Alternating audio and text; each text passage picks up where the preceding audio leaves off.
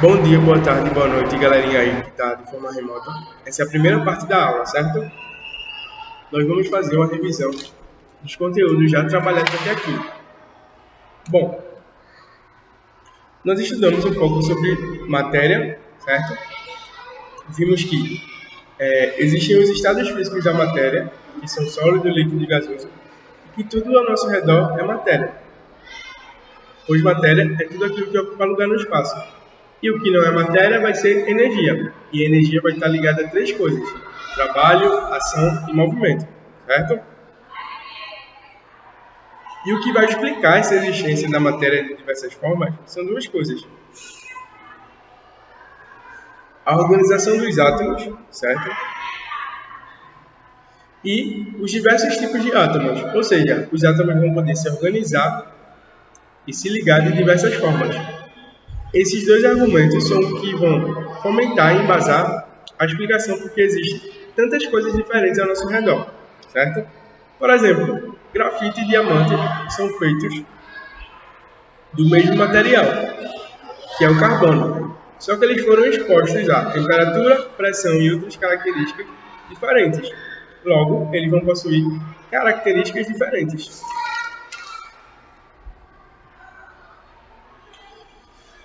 Ou seja, o que vai diferenciar o grafite do diamante é justamente essa organização interna que ele vai se dar a partir da influência da pressão e temperatura que eles foram expostos durante milhões de anos, certo? Depois, nós falamos sobre as características do sólido, do líquido e do gasoso. Quais são elas? Os sólidos vão ser substâncias duras e incompreensíveis, não vão possuir espaços internos vazios, possuem um arranjo interno ordenado, possuem um sistema geometricamente alinhado, possuem baixo grau de movimentação das moléculas, certo? Possuem baixa velocidade de fluxo, baixa capacidade de difusão, apresentam forma definida e uma forma fixa, possuem volume próprio. Já o líquido, ele vai ser gerado a partir de uma fusão de um sólido ou condensação de um gás. Vai ter uma maior proximidade das moléculas, vai ter um volume inalterado e uma forma variável de acordo com o seu recipiente. Já o gasoso, ele vai ter grande grau de liberdade, vai ter moléculas dispersas e essas moléculas vão apresentar grande movimentação. Suas moléculas não vão interagir entre si, vão sofrer compressão ou expansão e vão possuir tanto volume como forma variável, certo? Nós falamos um pouco também sobre as mudanças de estados físicos da matéria. Nós vamos ter, por exemplo, a solidificação, que é a passagem do estado líquido para o gasoso.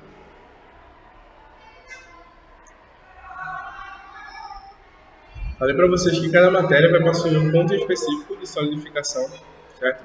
Que vai variar de acordo com a temperatura e pressão. Já a fusão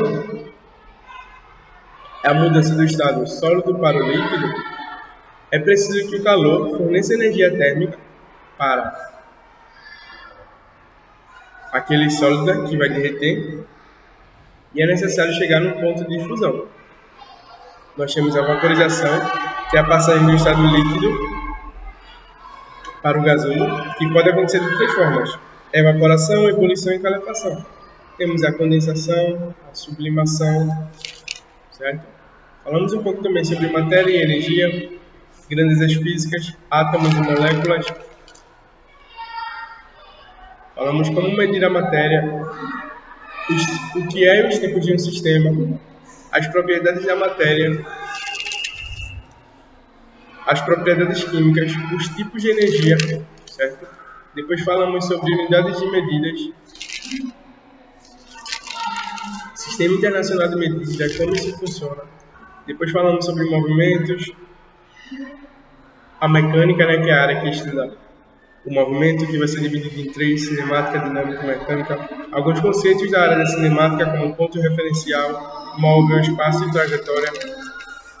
Falamos sobre os tipos de movimentos, né, que são três: retilíneos, curvilíneos e mistos. Falamos sobre exposição, deslocamento, marco zero.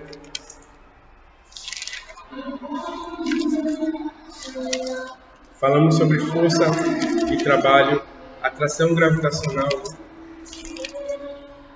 Depois nós falamos sobre tecnologia e invenção, tecnologia e impactos ambientais, certo? E depois o plástico e seus impactos, e falamos um pouco também sobre o consumo, certo? Essa é a primeira parte da aula, certo? Fiquem agora com a segunda parte da aula. Bom dia, boa tarde, boa noite, galerinha aí do nono ano. Tanto quem está presencialmente quanto quem está de forma remota. Tudo certo com vocês?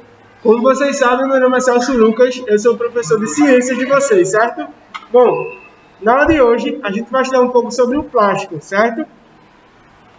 Material que é muito comum nós utilizarmos no nosso dia a dia, aí, sacolas plásticas, brinquedos, muitas cadeiras, parte dos ônibus, celulares são feitos de plásticos. Mas muitas vezes a gente não sabe o que é um plástico, certo? Bom, o plástico ele pode ser definido como um material maleável e sintético, certo? E que vai ser formado por polímeros. O que são polímeros? Nós temos, como eu já falei aqui, os átomos, certo? Que são a menor parte da matéria. Os átomos vão se unir e formar moléculas.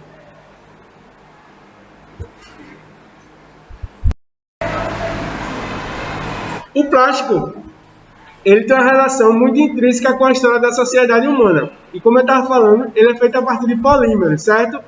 Polímeros são as junções de várias substâncias bem pequenininhas, chamadas de moléculas. Moléculas são a junção dos átomos. Vários átomos formam moléculas. Várias moléculas iguais ou diferentes podem formar os polímeros. O termo polímero vem do grego poli, significa vários, e meros vem de parte. Polímero significa várias partes, certo? Basicamente, tudo ao nosso redor é feito de um polímero. Por exemplo, o plástico da cadeira da escola de vocês é um polímero. Certo? Os polímeros, eles ainda podem ser divididos em dois tipos. Os homopolímeros e os heteropolímeros. Os homopolímeros, homo é de semelhante, quando eu tenho todos os monômeros, que são as estruturas básicas, que vão formar os polímeros, são iguais. Já os heteropolímeros são quando essas estruturas básicas, chamadas de monômeros, são diferentes. Certo? Os plásticos ainda podem ser divididos de várias formas. Eles podem, por exemplo, ser divididos de acordo com sua origem. Certo? Por exemplo, muitos plásticos têm origem a partir do petróleo. O que é o petróleo? O petróleo é chamado de combustível fóssil, certo? Um combustível fóssil nada mais é do que um combustível literalmente feito de fóssil. Os fósseis são estruturas que viveram aqui há pelo menos 4,5 milhões de anos atrás, certo? E foram soterradas. Elas morreram em camadas e aí essas camadas foram sobrepostas umas às outras, certo? Com o passar desses milhões de anos, a estrutura desses seres vivos se tornou em um líquido viscoso e muito escuro chamado de petróleo. A sociedade humana descobriu que, se nós esquentarmos o petróleo, ele vai ter contido dentro dele várias substâncias, que é o chamado do refinamento do petróleo, certo? Acredito que muitos de vocês já escutaram aí o termo pré-sal, o petróleo que foi encontrado, por exemplo, nas praias aqui, na Praia de Boa Viagem. Aconteceu em 2019 isso. Não sei se vocês já escutaram essas notícias. Por quê? O petróleo, antigamente, logo quando ele foi descoberto, ele era extraído das áreas planas, certo? Muita gente ficou rica quando descobriu que tinha petróleo, por exemplo, no seu quintal, na frente da sua casa. Tem até um filme, acho que é A Família Buscapé, que eles descobrem que tem petróleo no quintal deles. E esse petróleo, ele pode ser esquentado e a partir desse aquecimento, podemos dividir tudo o que tem dentro do petróleo. E o que é que vai ter dentro do petróleo? Temos, por exemplo, o etanol, que é usado como combustível de carro, moto, etc. Certo? Dentre várias outras coisas, como o plástico.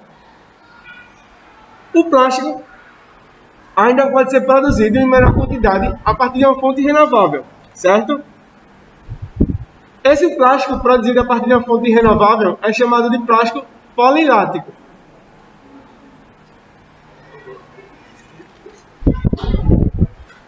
E ele também, o plástico pode ser dividido em grupos de acordo com o seu aquecimento. Plásticos que aguentam muito calor e plásticos que aguentam pouco calor. Pode ser dividido também de acordo com como são degradados. Plásticos que se degradam rápido no meio ambiente, muito bons. Já outros vão ter malefícios aí durante sua degradação, certo? Só para vocês terem ideia, existe hoje um termo chamado de microplástico. Não sei se algum de vocês já ouviu falar. O que é o microplástico? Imaginem que o plástico, como uma sacola plástica, ele vai se degradando durante o tempo. Só que, de uns anos para cá, os cientistas estão vendo que esse plástico ele não se degrada literalmente. Ele fica invisível a olho nu, mas ele está lá bem pequenininho, certo? E esse plástico microscópico é chamado de microplástico. E hoje ele está praticamente em todo lugar. De tal forma que foi encontrado microplástico, por exemplo, no feto. No feto, uma mulher estava grávida, certo? Na hora que se foi fazer uma ultrassonografia, se viu uma substância estranha e depois que o bebê nasceu, se descobriu que era microplástico. Praticamente todo o peixe que a gente come hoje, ele tem microplástico na sua composição, certo? A gente está comendo literalmente plástico. Todo o plástico que a gente jogou no mundo, ele está voltando para nós de uma forma microscópica, certo? Então é importante que a gente tenha uma noção desse malefício para poder evitar de forma exagerada o uso do plástico. Como a gente pode fazer isso? Tem vários exemplos super simples, como por exemplo, trocar sacolas plásticas na hora que a gente está no supermercado por ecobags, certo? Um ecobag custa em torno de 30, 40 reais. Tem algumas mais caras, 70, 80 reais. Mas é um material que você vai usar praticamente por toda a sua vida, certo? São sacolas feitas de tecido que você pode comprar e fazer a feira. Você leva essa sacola, essa ecobag, e ao invés de trazer a sua feira para casa em sacolas plásticas, você traz nessa ecobag, certo? Dessa forma você vai estar diminuindo e muito o uso das sacolas plásticas. E essas sacolas plásticas, elas literalmente estão matando vários seres vivos, certo? Tanto na terra quanto no mar. O nome dessa sacola plástica se chama ecobag, certo? Vários supermercados já vendem ela. Você pode encontrar na internet, em diversos locais, onde encontrar ecobags. Quando você adquire um ecobag, você está salvando mais de 100 mil vidas marinhas, certo? Por quê? Por exemplo, uma tartaruga. Uma tartaruga ela tem uma visão muito rudimentar, muito básica. E a gente não sabe como ela enxerga na verdade, né? Nós temos uma noção de como as tartarugas veem. Só que vários testes, várias pesquisas já mostraram que as tartarugas não sabem diferenciar uma água-viva. Água-viva são aquelas estruturas rosas, quando você come na praia, que muita gente vai lá e estoura, que se você toca ela arde, certo? O nome científico daquela água-viva é Physalia physalis. As tartarugas vão se alimentar dessas águas-vivas Ó, as águas-vivas, elas não vão saber diferenciar sacos plásticos de águas-vivas, certo? A tartaruga vai estar vendo um saco plástico e uma água-viva e ela não vai saber o que é. Logo, muitas tartarugas marinhas comem sacolas plásticas. E o que isso vai fazer com elas? Vai literalmente matar a água-viva sem respirar. Por quê? A sacola plástica vai entrar na cavidade da água-viva e vai preencher todo o pescoço da água-viva, certo? Ela não vai poder mais se alimentar e também não vai poder mais respirar. Por quê? O canal da respiração, as águas-vivas, elas vivem no mar, mas muitas delas são do tipo pulmonar, elas flutuam até a superfície, captam oxigênio e vão para o mar novamente, certo? Do tipo pulmonar, do sentido que elas possuem pulmão, assim como parecido com o nosso, certo? E quando elas estão se alimentando de sacolas plásticas, elas ficam sem respirar e sem se alimentar. Isso vai fazer o quê? Vai fazer com que elas morram sem respirar. Isso seria a sensação muito parecida quando, por exemplo, alguém pega uma sacola plástica grande e bota na nossa cabeça. Muitos filmes, como Tropa de Elite, etc., descrevem essa cena, certo? Isso é algo extremamente doloroso. É basicamente uma tortura. Então, você, enquanto cidadão, quando utiliza uma sacola plástica, você está literalmente matando, sem respirar, uma tartaruga, certo? Outro mecanismo muito importante aí, que ficou famoso, que mata as tartarugas, são os canudos. Por que os canudos ganharam tanta repercussão? Porque eles têm o espaço exato do nariz da tartaruga, certo? Quando você utiliza canudo, você está literalmente pegando esse canudo, enfiando dentro da tartaruga marinha. E ela também fica sem respirar, certo? Alternativa para o canudo. Tem um canudo, vocês podem também procurar na internet, chamado canudo inox. A maioria dos canudos são feitos de metais, certo? Porque outros materiais, como por exemplo vidro, poderia quebrar. Tem outros canudos também feitos de um plástico mais rígido.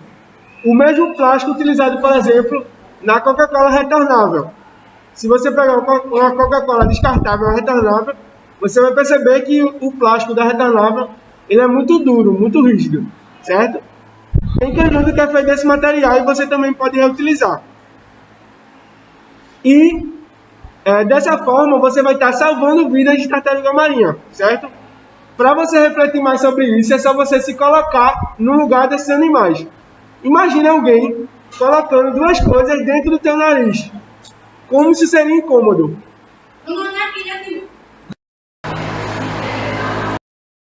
Voltando aqui, dando continuidade à aula, certo?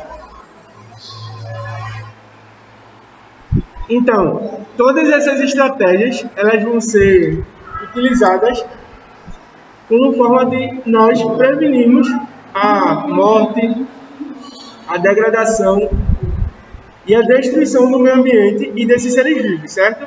Então é muito importante que todos nós tenhamos consciência do que estamos fazendo, certo?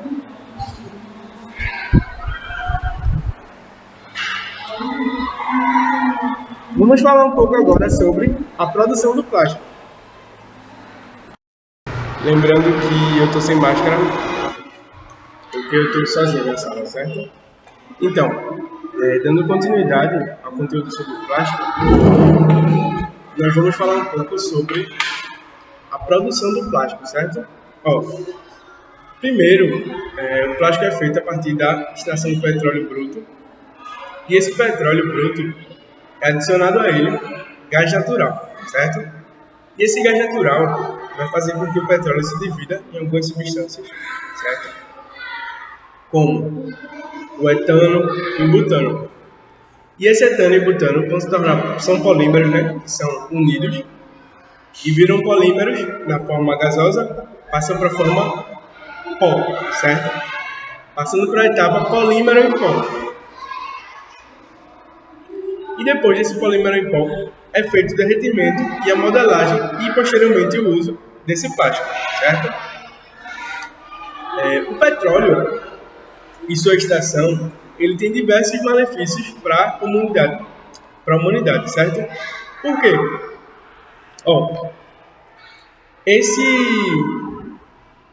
Essa extração do petróleo, ela é muito ruim para todo mundo, porque você vai estar perfurando muito fundo mesmo, camadas que possuem petróleo, e às vezes podem ocorrer algum erro, e esse petróleo que você ia sugar, ele passa para o mar, certo?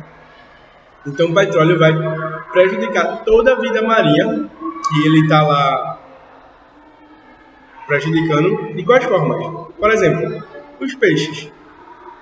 Os peixes, boa parte deles vão respirar por brânquias. Brânquias são estruturas que vão absorver a água e vão retirar da água seu oxigênio e posteriormente jogar a água fora. Assim como a gente inspira e expira o ar, os peixes colocam para dentro e para fora a água do mar, certo? Eles fazem isso, só que quando se tem petróleo, é impossibilitado que a água seja absorvida, certo? Porque fica aí toda a estrutura, um líquido viscoso, muito denso, escuro, que vai possibilitar com que esse peixe respire, certo? Vai afetar também outros grupos de animais, certo? Também afeta as tartarugas, também vai afetar os golfinhos, as baleias, as águas-vivas, e também vai afetar a vida botânica ou a vida das plantas dentro do mar. Por quê? As plantas, como eu acredito que vocês sabem, fazem fotossíntese, certo? E essa fotossíntese, ela vai ser realizada a partir da luz solar. Só que as plantas que vivem abaixo do mar, elas dependem de luz solar, certo? Para poder fazer fotossíntese também, assim como as plantas terrestres. Só que essa fotossíntese das plantas aquáticas, a água, ela diminui a quantidade do sol que vai chegar até elas, fazendo com que elas já façam um pouco a fotossíntese, bem menos do que as plantas terrestres. Só que, quando eu coloco uma camada, um líquido denso escuro, por cima do mar, eu estou impedindo a realização da fotossíntese pelas plantas, porque se elas precisam de luz, a luz vem do sol e eu boto uma camada escura e densa. Não passa sol, logo as plantas ficam sem fotossíntese, certo?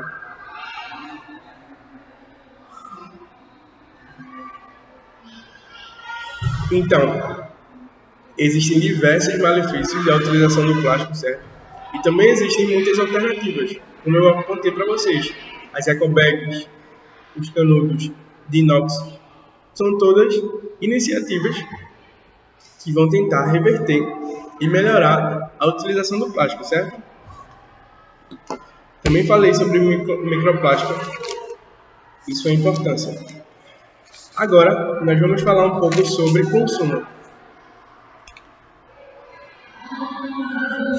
Falei já um pouco nas outras aulas sobre a obsolescência programada, que é a indústria programa os aparelhos para serem quebrados durante 2, 3, 4, 5 anos, certo? Também sobre transporte de rodoviária.